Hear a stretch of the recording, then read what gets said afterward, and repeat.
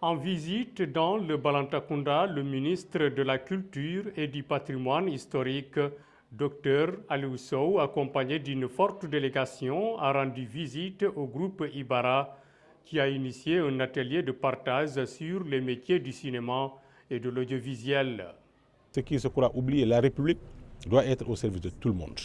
Elle ne doit pas laisser apparaître l'impression selon laquelle il y a une catégorie qui accède à ces privilèges, à ces opportunités. Je pense que ce que vous êtes en train de faire et félicite également le groupe Ibara qui a pu également développer des compétences et des talents lui valant aujourd'hui cette confiance et dont les résultats, j'en suis persuadé, seront assez appréciables, assez positifs.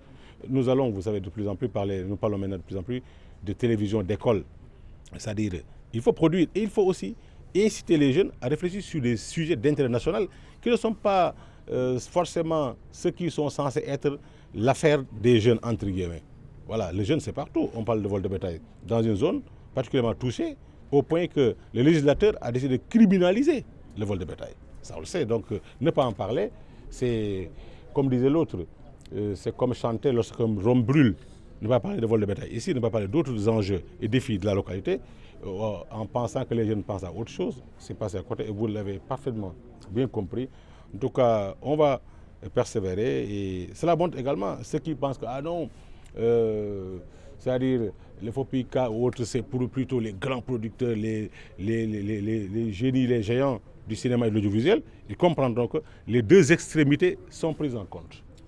Le ministre réaffirme son engagement auprès des jeunes et promet que les moyens seront déboursés pour accompagner les récipiendaires. Soyez motivés, soyez des modèles, soyez des exemples pour votre génération. Ne vous découragez pas, ne tombez pas dans le piège de l'emploi rémunéré mensuellement. Vous savez très bien, tous les fonctionnaires réunis ne font pas 200 000. Alors qu'au niveau du marché de l'emploi, nous recevons 200 300 000 par année.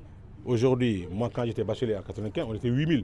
Aujourd'hui, chaque année, on a entre 50 000 et 60 000 nouveaux bacheliers qui sont dans la légitimité de réclamer un accompagnement de la part de l'État, mais qui doivent également être eux-mêmes les solutions. La jeunesse ne doit pas être un problème.